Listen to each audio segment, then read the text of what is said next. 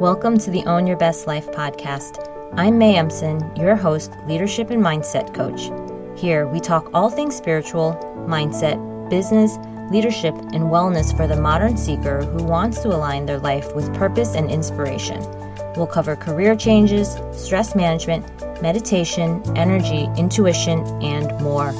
Each episode holds spiritual and practical tools to help you live a life of your wildest dreams without getting burnt out along the way. Ready to live a life on your own terms? This is the Own Your Best Life podcast. Welcome, friends, to episode number 248 of the Own Your Best Life podcast.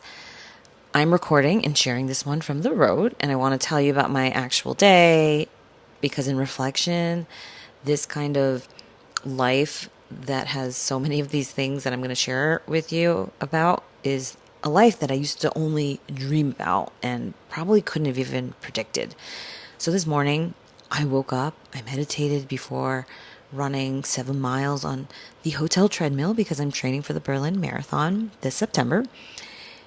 Got ready, went and started working on a strategy session, and then I sat with someone on my team to review data and help her prepare for a big presentation. So I'm also this evening staying at a friend's house tonight, and I have a weekend of yoga, hiking, and girls trip shenanigans ahead of me. And when I get home back to New York, I have a heads down, focused sprint of work before I leave for 2 weeks on a family trip. So that is the corporate work, the coaching work, my health, my friends, my family, all in the same sprint of a few days. And it is not balanced in the neat way people imagine balance. I am traveling, I am working, I am doing corporate work, coaching work, I am doing health things. It is integrated for me, and I feel like I'm just the same person everywhere I go. And getting here took these real decisions of not just deciding that I had to only do one thing, but deciding to be genuinely part of many things, to be present, to be clear, to be participating in all these different areas of life instead of trying to escape or hide from parts because they felt confusing or hard. And so this mixed bag of life that I have that is probably not exactly what most people do day to day is exactly for me what is an integrity. And it does not look like anyone else's day. It doesn't have to, and neither does yours. And so this is what I want to talk about today, what actually happens to the person who does this work and builds a life like this. And this isn't a theory around it. This is the real arc of coaching work because I have watched it enough times. I've walked through it with my clients enough times now that I can tell you how it tends to go almost like a map. And I can see when people don't go on this journey, what ends up happening. Because when you don't know that there is even a journey ahead of you, you often quit before you even get started. You don't take the road less traveled that might have been really interesting. And worse, you actually might even quit before the breakthrough. So I'm hoping to catch people before the quit, catch people before they give up, catch people before they spiral down completely. Because when we are feeling stuck, we do want to quit. We start to believe that the life dreams are made of just isn't for us and it's for someone else. And we just start thinking about things that we never would have thought of. If we're working, we would think, maybe I don't want to work at all. If we're with our kids and working at home, we think maybe this isn't the way to go. And it's always like maybe something big change-wise is going to be the one solution in terms of breaking the pattern of what we're doing. But think about it. If you actually really loved what you were doing, you wouldn't want to quit it. If you were really sure that the way you're spending your time is the way you want to be spending your time, you would stay in it. You would keep going.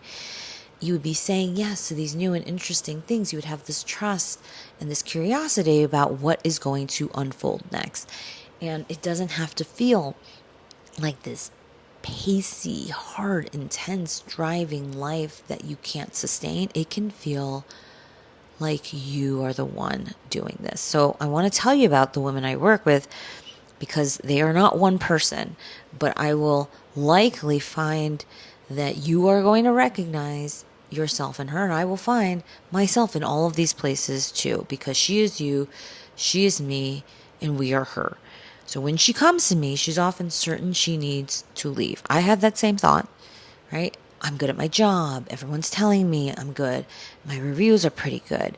But I'm also exhausted, and she is exhausted, and you are exhausted, knowing she needs more sleep, but she's not quite getting it because she's got all the demands at home, and her brain is also full of work of to-dos, work of the things that need to still happen, work of the things that she needs to do that hasn't been done yet. And she thinks the way out of all this exhaustion is just getting out of the job. So it feels figuratively like the boat is burning and it's time to jump ship. And she usually can't tell you exactly what she wants next. She can tell you everything that is wrong, and that's okay. They'll say, I do not even know what my thing is. I just know it's not this. And that is where we start, and that's how it tends to unfold. And the first thing that changes is that she gets really clear on what she actually wants. One woman I actually worked with, she just kept landing in similar types of roles without realizing it, because she was the person who would always get things done. And she didn't stop to think about, why was she getting that role? Why was she getting handed this kind of work? And when she finally saw her own superpower edge clearly, her gifts, her motivations, what she was doing that was clearly differentiated, that fog of not knowing what I'm doing in my day-to-day lifted. She stopped taking whatever came to her, and she started thinking purposefully, reaching purposefully for the thing she knew was the fit. And then she went on to run an early stage startup as a general manager on a wellness consumer brand in a role that matched not what she was just good at, but what she actually cared about as well. And so that clarity of who I am and what I'm good at and what I want to do and spend my time with is always that first domino that moves that what comes next thing into this clear picture. You can't choose that next step when everything looks exactly the same. And as a very smart person, you are really good at rationalizing every option. But once you can name that edge, once she named her edge, then that choosing gets really easy. Second thing that actually changes is that you get your energy back. And I remember that feeling too. This is the one that people underestimate, because you can know what you want. You can know that there's a path somewhere out there for you, but you still don't do anything with it because you're just too depleted to move. You're weighed down by this exhaustion and tiredness. And so another woman that I worked with was carrying this enormous load at work. I'm telling you, this is not just one person, there's many. And she didn't have this real system for sustaining it. She had a system, but not one that felt really sustainable. She wasn't confused about what she wanted in terms of her goals, but she had nothing left at the end of the day. She felt so depleted to actually pursue them beyond a survival mode. So we didn't start with the broad-ranging career plan. We started with very specific things: sleep, routines, the way she worked. We built an actual formula for her that helped her operate at a high level while sustaining this kind of workload, because sometimes we are just in it and we want to be in this kind of work for a variety of reasons. Could be pay, could be learning, could be just like, I actually like this kind of work and this pressure, but I also know that I need to take care of my health in a very different way. And once she had that formula going, she got her capacity back, she was able to walk into this major interview so prepared, so steady, that by the end, she told me that it felt like they were selling her on the job. And we did work to prepare her for that. So she landed a role that most people would call a dream job, and that she actually would call a dream job. A job that we had called for her almost a year prior. And so the energy is what makes that clarity really usable. You can actually go after the things that you're thinking about, because without it, your best plan just sits there untapped, like a picture on a wall that's just really pretty, but not necessarily something that you're able to step into. It doesn't become your life. The third thing that changes is that in this arc of coaching, you start to let yourself be seen. And this is the one that is hard, because you're someone that is really good at getting things done, supporting, moving things forward, but also it really matters because this will change you the most. So many accomplished women are just doing all of this work and sometimes getting recognized for it. And knowing the work does speak for itself, but it doesn't. And maybe it never has. And so there's this half overlooked part that you've kind of just started to be satisfied with and thought, maybe it's just me, my personality, the way I show up. I'm just that kind of person. And one woman I actually worked with actually stepped away from her role before we started, and she was feeling undervalued, unrecognized, and her competence could stand on its own. And she had half of her mind knew that it did, but then the other half was thinking, well, if I'm feeling undervalued, what does that actually mean? And that confidence also starts to tank. It wasn't that she needed to be better at her job. She did need to let people know what she was capable of and to actually raise her self-identity of the kind of expertise that she really had. So we worked on how she really named her value, how to actually do that in a way that she can speak about it authentically and genuinely and believe it. And that is that true confidence that starts to come through in your life that isn't just about your work life. So she started doing all sorts of fun things that had her living more boldly outside of just this work lane. And she became a partner at one of the top firms in her field, something that may not have been expected, but yet matched her skill level, but wasn't something that she would have gone for before. Now, I want to get underneath all these three stories, because the thing that is really going on for all of them that might be true for you is that every one of them is slowly becoming someone that they didn't want to be. Maybe they were confident before and now they don't feel so confident.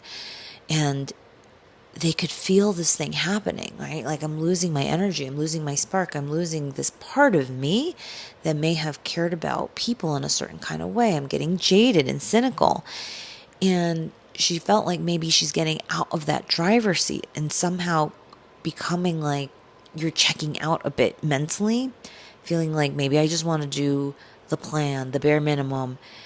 And that feels like this relief because you're a leader. And when you're leading in all of these different ways, at work, at home, in your health, in your marriage, trying to do all the things, it can genuinely be exhausting. And when you are that tired, part of you just wants to be a passenger, just to follow a plan that someone else put together for you, because you don't fully trust yourself to know what you would do if you just did what you actually wanted, because you ended up where you are right now. And the plan that you've actually been following wasn't necessarily bad. It's not necessarily wrong, but it is out of date. If you really think about it, it's not built for the life that you currently have. And this current life is the one where you do have a seat at the table, whereas the plan you made may not have had that taken into account.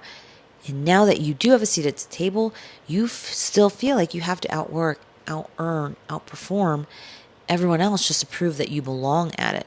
In a life before where maybe it felt a little less complicated, but now you want real leadership and real partnership in your home. And all of that mental load of carrying them both at the same time without that partnership is enormous. And underneath all of it is this one fear that this work is going to cost you your personal life, and that you are becoming this person who is not nice enough and somehow not edgy enough at the very same time, that you're losing this thread of who you actually are. So when one of my clients actually takes the stand and comes back to her own point of view about what actually matters to her, can make these leaps, can start to see these changes come into fruition, and they can say it out loud to me, to other people, to themselves, she's finding that she has this compass again and a North Star. That is a big deal. And that is a moment that when you start to trust yourself again, you know you can take the wheel back. You know that you wouldn't drive the car into the ground. And that trust is this incredible skill. And even though it's an incredible skill, it's not something that you're born with or without. We're building this skill together in coaching. There's a skill to communicate with confidence, to pause and work with your body instead of overriding it. And how do we translate your drive and your energy and your work ethic into value that actually gets you paid and recognized instead of overworked and exhausted? Those are not small things. So those are the tools of this whole new kind of leadership. And this one is very human-centered, values-driven, and you're still getting the job done. And there is one thing that all three of these women have in common that you need to know, which is that they didn't do this by blowing up everything. Some of them left, some of them stayed. One of them already walked away from her role before we started. But the leaving, the staying, that is never the thing that turned it around. What turned it around was this work, finding the edge, getting the energy back, and letting themselves be seen. And the life they wanted wasn't on the other side of just a resignation letter or maybe just gritting it through. It's not one or the other only. It's built step by step from the inside. And their lives don't look the same. You're hearing these stories and thinking maybe, well, I don't necessarily know if I want to even be this or that. I'm talking about these three women, but there are so many others that I've watched do this, and men, and their lives look endlessly different. Some go from doing freelance work on their own to keeping that and adding a role at a bigger or more established company. Some stay in a traditional job. They get promoted. They start businesses on the side. Some get promoted and build a genuinely creative life around their work, and they have hobbies and time for themselves. And some are running businesses and they're doing it while taking on new and different challenges and working on their relationships. And all of this shows you that there's no single destination. Things happen and things get created that never would have been predicted to start, yet are also somewhat part of the plan. There's no one right shape. What they all share in common is not where they end up. It's that every one of them through coaching decided what kind of life you actually want, and they actually wanted. And then they went and they lived it and got into that life, because that is what coaching actually does. It gets you back in the driver's seat of your own life instead of feeling like you're just riding along as a passenger. And it's the difference between your life happening to you and you deciding where it is going, because this is what this really is. For years, you can be driving hard and still feel like you are a passenger in your own life. Maybe you're steering everyone else's priorities at work and at home, but you're riding along in your own, in your lost goals of who you are, what you want, what's interesting, what are your passions, what are your interests, your health desires. And getting back in that driver's seat means you see so much more of the scenery, which is so fun now. You're part of the decision making again. And yes, it means that you're dealing with the ups and the downs of handling the car and the bumps and the wrong turns and all the things that can go sideways because you are the one driving now. And that's not the hard part. That's actually the good part. And it is a part that gets to feel like it's yours again. And so that is the arc of coaching, and it is available to you right now where you are. And I want to tell you why this idea of coming back matters so much to me right now. For the last year and a half-ish or so, I've been battling and navigating this health challenge that I've recently got the news that is cleared, everything's good, and what surprised me now is that I am actually noticing all these things on the other side of this. So, for example, I'm having these new interests now and this new energy for creating things. I have this general sense of feeling really strong and sturdy and capable instead of, I'm not sure, can I do this? I need to be really cautious. And I'm starting to wonder if I'm coming back to myself in a way I didn't even realize that I had left or departed from. Because the strange part is, while I was in it, I couldn't fully see this. I had so much else that was going well in my life that the ways that it was affecting me were hard to actually notice. I was looking back at everything I built to start and grow my business, and I felt tired just thinking about how did I do all of those things? How did I did all that with kids? All the nights, the weekends, the parts that I didn't begrudge doing at that time. It was a lot, but I didn't begrudge it. And during this health challenge, my business was fine. My clients were getting results, but I'm only now getting curious about what it might have cost me because I didn't even see all of this while I was living it. And so that's exactly why this idea of coming back is so alive for me right now. This idea of how do we up the ante biologically, socially, psychologically, so that when we have these detours, not if, but when we have a detour, we can bounce back and find our way home. We are going to have a health challenge, maybe a loss in our lives, a hard season, kids with different needs at different points in time. Will have burnout happen, and something that feels like it's taking this piece of us that we can't always see until it actually comes back. And so coming back to ourselves and yourself is not this one-time event. It's not something that we do once and then we finish. It is a series of coming back, of finding your way home to yourself again and again. And so if you've been sitting with this decision, wondering whether or not that version of the life that you actually want that feels hazy or vague to you right now is possible without torching everything, without losing it all, that all the things that you built are somehow not mattering because you're needing to find this way into the next part. I want you to know that it is possible and you just need to take the next step, and the doors to Spiritual Achiever Coaching are open right now for that next step. You don't have to have it all figured out to start. Most women actually come in able to see a problem or a goal very clearly, but unable to see their way through to how to get there. And that way through is exactly what we build together. So we're going to have a real conversation about where you are and what is your next step. You can book a call with me and we'll look at it together with no preconceived answer about this one right thing that you must do, that everyone must do, versus getting clarity about what is actually right for you now with what is going on in your life. So you can book your call at www.mayemson.com/contact. And you don't have to blow up your life to come back to yourself, to get back in that driver's seat. You are not as far from her as you think you are. So let's go and find her. That's it, my friends, for this week. I hope you have an amazing one, and I'll talk to you next time. Thanks so much for joining us this week on Own Your Best Life.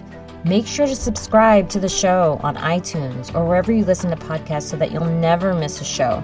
And while you're at it, can you please rate and review on iTunes? I would so appreciate it. Share it with a friend, take a screenshot of it, and tag @MayEmson. This helps continue to get the word out. For more show notes and resources, check out www.mayemson.com. It'll have all the links to everything you heard here today. Thanks so much for listening. It's time to own your best life.